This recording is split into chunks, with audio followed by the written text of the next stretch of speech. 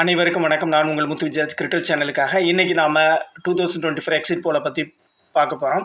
இந்தியாவில் உள்ள மொத்தம் 543 தொகுதிகளுக்கு கடந்த ஏப்ரல் 19ஆம் தேதி முதல் கட்டமாக தமிழ்நாட்டிலிருந்து தேர்தலை தொடங்கினாங்க. படிப்படியாக தேர்தல் எல்லா மாநிலங்களையும் நடந்து ஒரு வழியாக ஜூன் 1ஆம் தேதி முடிஞ்சுது.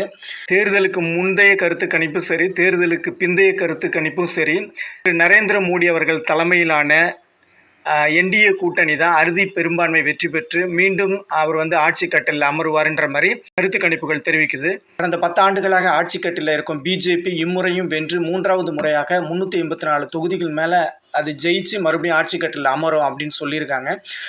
ஏற்கனவே ஜவஹர்லால் நேரு மட்டும்தான் இதுவரை இந்தியாவில் 3 முறை தொடர்ந்து பிரதமராக பதவி வகிச்சிருக்காரு. ஒருவேளை பிஜேபி அறுதி பெரும்பான்மை வெற்றி பெற்று திரு நரேந்திர மோடி அவர்கள் ஆட்சி கட்டில் அமர்ந்தால் அந்த சாதனை அவர் சமன் செய்வார் என்று எதிர்பார்க்கப்படுகிறது.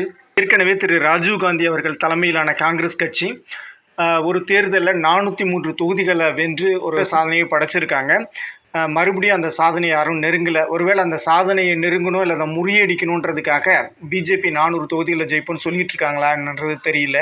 இந்திய வரலாற்றிலே நீண்ட நாட்கள், அதாவது ஏறக்குறைய 44 நாட்கள் இந்த தேர்தல் நடந்து முடிஞ்சிருக்கு. அதாவது ஏப்ரல் 19 ஆரம்பிச்சு ஜூன் 1 வரையிலும் தேர்தலுக்கு பிந்தைய கருத்து கணிப்பா ஒரு 5 முக்கியமான நிறுவனங்கள் வெளியிட்டிருக்கிற கருத்து கணிப்பை பற்றி நாம் இப்போ பார்க்க போகிறோம். அதில் முதலாவதாக இருக்கிறது ஏபிபி நியூஸ் சி ஓட்டர்ன்றது பிரதமர் மோடி அவர்களுடைய தலைமையிலான என்டிஏ கூட்டணி. இது 353 383 வரை தொகுதிகளில் இவங்க ஜெயிக்கிறது வாய்ப்பு இருக்குன்னு சொல்றாங்க.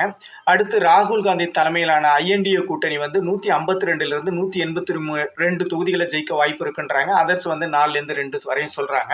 அதுக்கப்புறம் ரெண்டாவதா பாத்தீங்கன்னா டெய்னிக் பாஸ்கர் அப்படின்றது அந்த நிறுவனத்தோட கருத்து கணிப்பு என்னன்னு பாத்தீங்கன்னா 281 350 வரையும் என்டிஏ கூட்டணி ஜெயிக்கிறதுக்கு வாய்ப்பு இருக்கணும். ஐஎன்டிஏ 145 201 வரையும் தொகுதிகளை ஜெயிக்கிறதுக்கு வாய்ப்பு இருக்குன்னு சொல்லியிருக்காங்க. அதர்ஸ் 33 43 வரையும் சொல்றாங்க. அதுக்கப்புறம் இந்தியா நியூஸ் டி டைனமிக் அப்படின்றது நிறுவனம் வெளியிட்டிருக்க கருத்து கணிப்புப்படி என்டிஏ 371 தொகுதிகளையும் ஐஎன்டிஏ 125 தொகுதிகளையும் வெற்றி பெற வாய்ப்பு இருக்குன்றாங்க. அதர்ஸ் 47 வரையும் அப்படின்ற மாதிரி சொல்லியிருக்காங்க. இவங்க முன்ன பின்னெல்லாம் சொல்ல கரெக்டாக எக்ஸாக்டாக இந்த தொகுதியில் இவ்வளோ தொகுதிகளில் ஜெயிக்கும் அப்படின்ற மாதிரி சொல்லியிருக்காங்க. அதுக்கப்புறம் பார்த்தீங்கன்னா India today axis my India நிறுவனம் வெளியிட்டிருக்கிற கருத்து கணிப்பின்படி என்டிஏ 361 401 தொகுதிகளை ஜெயிக்கிறதுக்கு வாய்ப்பு இருக்கணும். ஐஎன்டிஏ 131 166 வரையும் ஜெயிக்கிறதுக்கு வாய்ப்பு இருக்குன்னு சொல்லியிருக்காங்க. 8 20 வரையும் தொகுதிகளில் ஜெயிக்கிறதுக்கு வாய்ப்பு இருக்குன்னு சொல்லியிருக்காங்க. இந்தியா டுடே கருத்து கணிப்பு 2019 நடந்த பார்லிமெண்ட் எலெக்ஷன்ல அவங்க வெளியிட்ட கருத்து கணிப்பு சற்றேறக்குறைய சரியா இருந்ததுனால அதற்கு முக்கியத்துவம் கொடுத்து பாக்குறாங்க இந்தியா டுடே ஆக்சிஸ் மை இந்தியாவோட கருத்து கணிப்பை. அதுக்கப்புறம் என்டிடிவி போல் ஆஃப் போல்ஸ்ன்ற நிறுவனத்தோட கருத்து கணிப்பு பார்த்தீங்கன்னா என்டிஏ கூட்டணி 365 தொகுதிகள்லையும் ஐஎன்டிஏ கூட்டணி 146 தொகுதிகள்லையும் அதர்ஸ் 32 தொகுதிகள்லையும் வெற்றி பெற வாய்ப்பு இருக்கு அப்படின்ற மாதிரி சொல்லியிருக்காங்க. இந்த கருத்து கணிப்பை பற்றி ஐஎன்டிஏ கூட்டணி ராகுல் காந்தி என்ன சொல்லியிருக்காருன்னு கேட்டீங்கன்னா இந்த எக்ஸிட் போல் ரிசல்ட்ன்றது மோடிஸ் மீடியா போல் அப்படின்ற கருத்தை பதிவு பண்ணியிருக்காரு. அதாவது இது மோடிக்கு சப்போர்ட் பண்றவங்களுடைய கருத்து கணிப்பு தான் இது தவிர உண்மையான கருத்து கணிப்பு இல்லைன்ற மாதிரி அவரோட கருத்தை பதிவு பண்ணியிருக்காரு. அரசியல் சாணக்கிய என்று அழைக்கப்பட்ட பிரசாந்த் கிஷோர் என்ன சொல்லியிருக்காருன்னு கேட்டீங்கன்னா எக்ஸிட் போலை பற்றி waste time and analysis of fake journalist and self proclaimed experts and social media பிளாட்ஃபார்ம்ஸ்ன்னு சொல்லியிருக்காரு. அதாவது தேர்தலுக்கு முந்தைய பிந்தைய கருத்து கணிப்புன்றது மக்களுடைய நேரத்தை வீணடிக்கிற செயல்.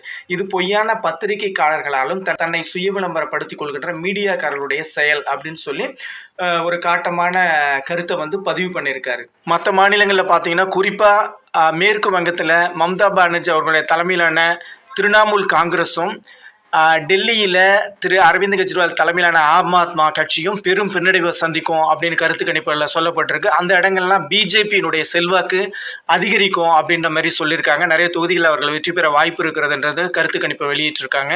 ஆந்திராவில் திரு ஜெகன்மோகன் ரெட்டியினுடைய தலைமையிலான கட்சி பெரிய பின்னடைவை சந்திக்கும் அப்படின்னு சொல்லப்படுகிறது. அந்த இடத்துல சந்திரபாபு நாயுடு மற்றும் பிஜேபி கூட்டணி பெரிய வெற்றி பெறும், அமோக வெற்றி பெறும்ன்ற மாதிரி ஒரு கருத்து சொல்லப்படுகிறது. கருத்து கணிப்பில் அதை சொல்லியிருக்காங்க. இதுவுமே பெரிய திருப்பு முனையாக பார்க்கப்படுகிறது. அதே சமயம் தமிழ்நாட்டை பொறுத்தவரையும் திரு M.K. ஸ்டாலின் அவர்கள் தலைமையிலான திராவிட முன்னேற்ற கழக கூட்டணி அமோக வெற்றி பெறும் அப்படின்று கருத்து கணிப்பில் சொல்லப்பட்டிருக்கு. முந்தைய கருத்து கணிப்பு, தேர்தலுக்கு முந்தைய கருத்து கணிப்பும் தேர்தலுக்கு பிந்தைய கருத்து கணிப்புமே ஒன்றாக தான் இருக்கிறது. ஆனால் இந்தியா டுடே பொறுத்தவரை என்ன சொல்லியிருக்கு அப்படின்னு கேட்டிங்கன்னா 30லிருந்து 36 தொகுதி வரையும் டிஎம்கே கிடைக்க வாய்ப்பு இருக்கிறதுன்னு, 2 தொகுதிகள் கிடைச்சாலும் கிடைக்கும், அதாவது ஏடிஎம்கேக்கு 0லிருந்து 2 தொகுதிகள் கிடைக்க வாய்ப்பு இருக்கிறதுன்னு, பிஜேபிக்கு 2லிருந்து 4 தொகுதிகள் வரையும் கிடைக்க வாய்ப்பு இருக்கிறதுன்னு இந்தியா டுடே தன்னோட கருத்து கணிப்பில் சொல்லியிருக்காங்க. திரு நரேந்திர மோடி அவர்களே மீண்டும் பிரதமராக ஆவாரா அல்லது திரு ராகுல் காந்தி அவர்களுக்கு மக்கள் மற்றொரு வாய்ப்பை கொடுப்பார்களா என்பது இன்னும் 2 நாட்களில் தெரிந்துவிடும். அதுவரை பொறுத்திருப்போம்.